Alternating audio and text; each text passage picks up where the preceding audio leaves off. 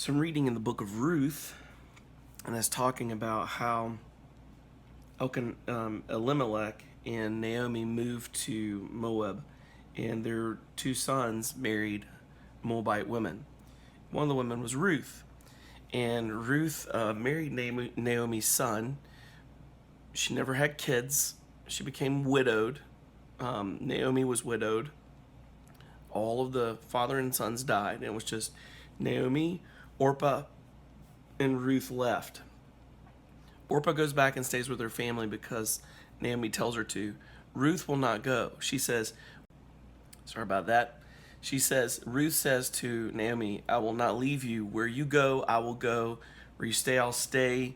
Your God will be my God. Your people will be my people. Naomi says, okay, and brings her back. And then the rest of the story plays out with Ruth and Boaz. And of course, we know the story. If it were not for Ruth and Boaz being married, we wouldn't have had Jesse and David and on down the line to Joseph, who was the surrogate father or the father of Jesus.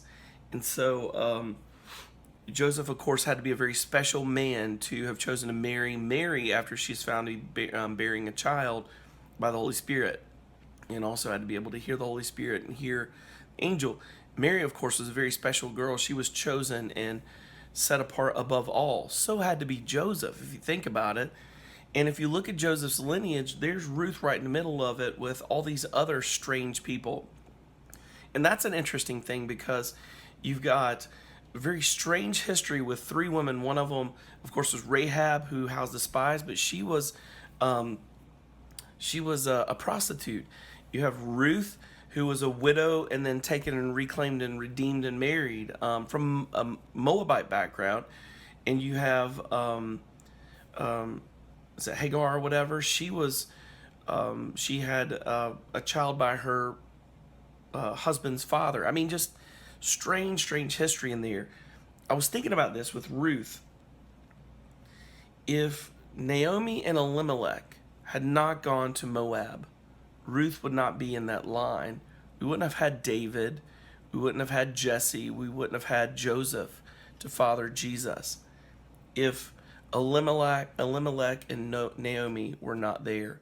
Now, did Elimelech's and Naomi's DNA play out in the story? No. Elimelech died without any other legacy that we know of. Naomi was left as a widow the rest of her life. All we know is that they were able to receive Ruth in their family, and Naomi brought Ruth back to Israel, and she became the blessing that everything happened through. If it were not for Elimelech and Naomi, Ruth would have never made the trip. She didn't just make a trip into Israel, she became an Israelite. She absolutely took on everything about Naomi's life. And what kind of person was Naomi that after Ruth was just with her for a short period of time, that Ruth wanted to be just like her, giving up all her life and her gods and everything else? That is an amazing person. It says when Naomi came back, everyone was talking that she was back because they were blown away after 10 years. Could this be Naomi? And the whole place was astir. What kind of person lives the kind of life where everyone is stirred around them when they hit town? What kind of person would a daughter-in-law not want to leave the mother-in-law? Naomi must have been an amazing person. God used her and her husband in an amazing way to play out his story. What looked like a waste of life, Elimelech's dying and Naomi being widowed, was not a waste. It was a part of God's plan of redemption. Oftentimes we look at things in our life, we judge it wrongly because we see it with our eyes or our friends' eyes, or we look at it through the lens of what we know or what we understand in our heads. We don't know what God is doing in the long run. Don't you judge your life and your story right here, right now. Let God have the fullness of it and wait and see what happens even after you're gone. God is the kind of God that can use your story even when you're gone. You allow God to have your life fully, I promise you, it's the best waste ever. It's just like the lady that poured out all the oil, broke it, poured it out on Jesus' feet, or the lady who came in and washed Jesus' feet with her hair and her tears. Both women wasting everything they had on a moment with Jesus.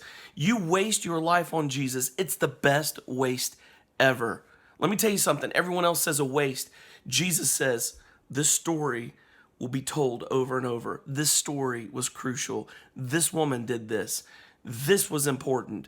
It's the wastes in the world's eyes for Jesus that end up being the stories that are told forever and ever. You are not a waste. Your story is not a waste. If you're pouring your life out on God, I promise you there will be a return. Boom.